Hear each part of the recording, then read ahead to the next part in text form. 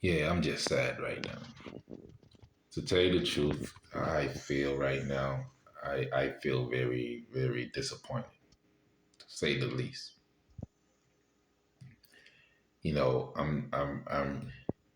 Fuck it. I'm gonna tell you how it is, man. You know, don't nobody like to hear a sad story. And I'm not about to tell any stories. Too late. I got a headache. I'm not about to tell any story. But I'm gonna paraphrase and just say something right quick. And hopefully y'all get it. And that is sometime, sometimes in life, when things doesn't turn out the way you imagined, the way you planned, the way you believe that it should be, and it doesn't pan out that way, it's time to reevaluate everything. It's time to rethink everything. It's time to retrieve and just take everything in. When you lose stuff, you lose loss of love, lost of your home that you have created with a person, and you lose your business, your finances goes to shit. You lose your children. You lost their love, so to speak. It has its way of making you feel like shit. And it has its way of humbling you at the same time. But at the same time, it's disappointing because, especially when you are only trying to pick up the pieces of your heartbreak and to create something new out of the ashes, rising like the phoenix, creating a new foundation. And then this foundation becomes in jeopardy of the old one, where things intertwine with each other. Now you have an eclipse, and then everything is dark, and you can't find your way out. You can't even think your way out. But the only way out is within, is to go in, not out.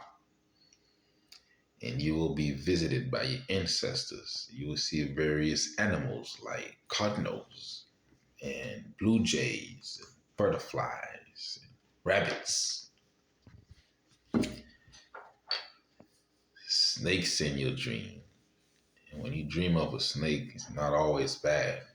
I know the church don't fuck your brain up. I'm sorry for my language, but everybody say fuck these days. But yeah, when you dream of a snake, serpent, it's not always bad. You gotta be wise as a serpent, but humble as a dove. You feel me? So you can't be out here hating the player. You gotta hate the game. The player is only playing the game, and he playing a good game. But there's rules to the game, and sometimes it must be enforced. If you're in your home with your children, and your children is not following instructions, then they are not doing what you repeatedly ask them to do. Now you have to enforce that. You can do it by taking away their video games or whatnot, the TV, unplug the Wi-Fi. But if they're still not listening, you pop them. And you may pop them with a belt or you pop them with your hand. But in this day, a lot of time, one pop is too many. You might get yourself into some trouble. especially when you have evil eyes against you, when you have people who doesn't want to see you succeed, when you have people who wants to destroy you by any means necessary. And it's a time you must be real careful. And when you're dealing with the energy of vindictiveness, hatred, and flat out evil.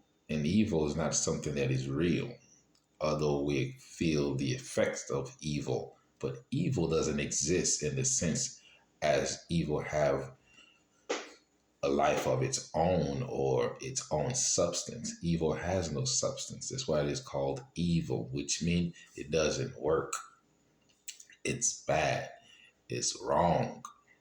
It doesn't fit in the equation. Only the good exists. Evil is a mistake. It's hitting your head on a brick wall. It's injuring yourself. Now, if I jump off a cliff, I can't accept to fly or to glide. You know, the law will take over. And evil is against the law. The law is the law, and the law is alive, and the law is conscious. The law is spirit. You can't get away from that law. It came from the law. It is the law that created your body.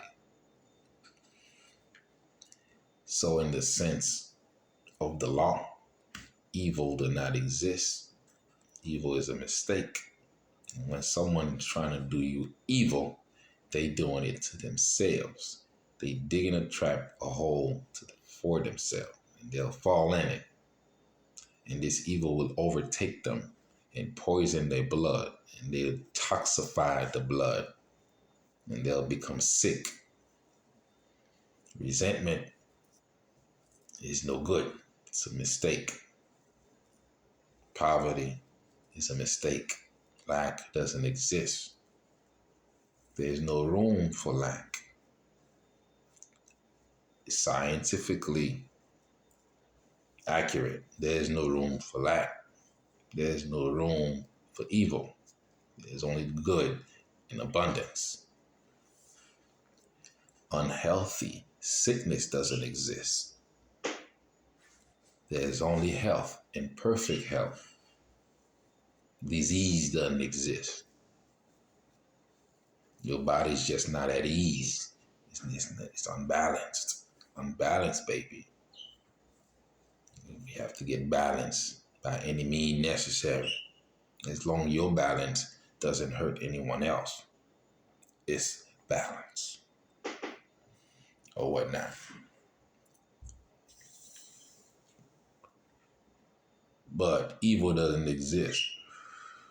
Nor does poverty or sickness and disease. These are illusions of this matrix.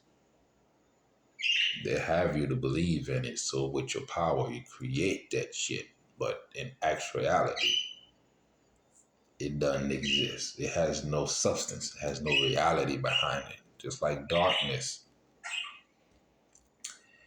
It's darkness is the absence of light. Only light exists. When you close your eyes, you're gonna see some light. Keep them closed long enough and pay attention to the light. You'll see nothing but light. And out of the darkness come light. And we came from ignorance and we go back to ignorance. Ignorance is your mother. And stupidity is your father. Oh, a lot of juice. So, in conclusion, know thyself, know thy power, and that I am God, and I am still, and I know that I am that I am. So, you can't believe in all that bullshit we were told about the devil. The devil doesn't exist. because we played the devil. I played the devil. You played the devil. The devil is the result of wrong thinking. I'm going to say it again. The devil, the demons, Satan, it is the result of wrong thinking. Once we think properly, we think straight, we think rightly, righteously. Righteousness means proper thought.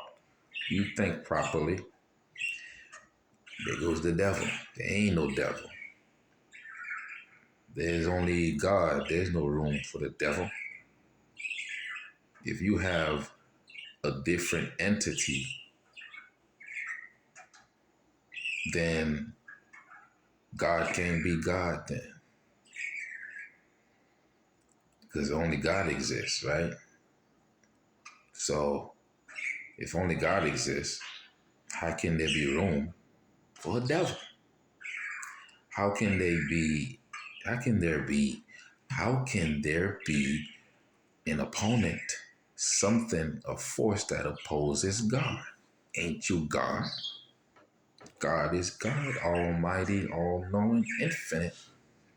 So there can't be any room for anything else but God.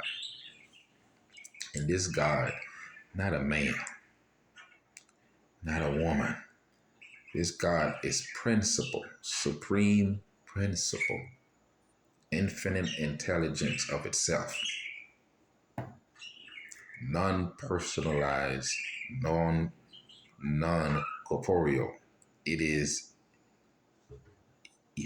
infinity. That's right. Infinity. It is the essence of all things that is seen and unseen. So you can't put a sex on God or a face on God. God is all faces and all sex. God is principle. God is neither male or female. But when God expresses and create, God uses law. That's right. The law of gender. So, but if I would to put a sex on God, I would say she. Because the she is infinite and he is the driving idea, the driving force behind the infinite. The masculine is the thought.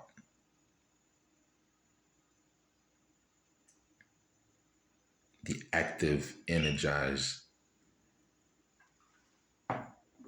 electromagnetic thought that goes into our little brains, flows through our neurons like electricity. So the active thought is the male version, is the energy, that driving force, that idea. And the waters below is the feminine, the negative aspect, not in a bad way. Negative and positive generates new power.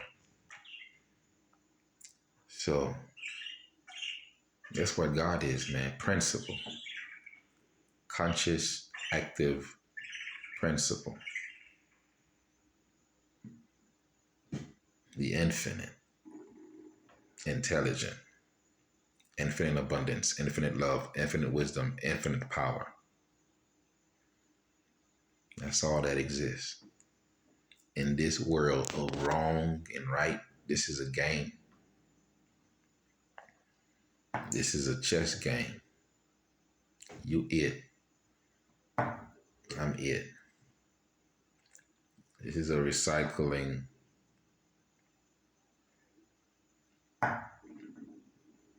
where they sent people to hell. This is earth. Hell is earth. Earth is hell. Hell is in your mind. Heaven and earth is all up here.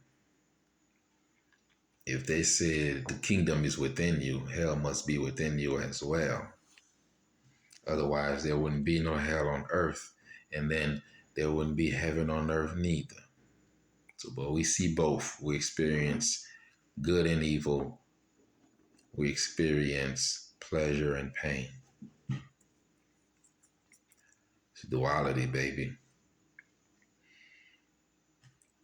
So this your boy, the Satguru Parabrahman, the Ruach HaKodesh. I'm out.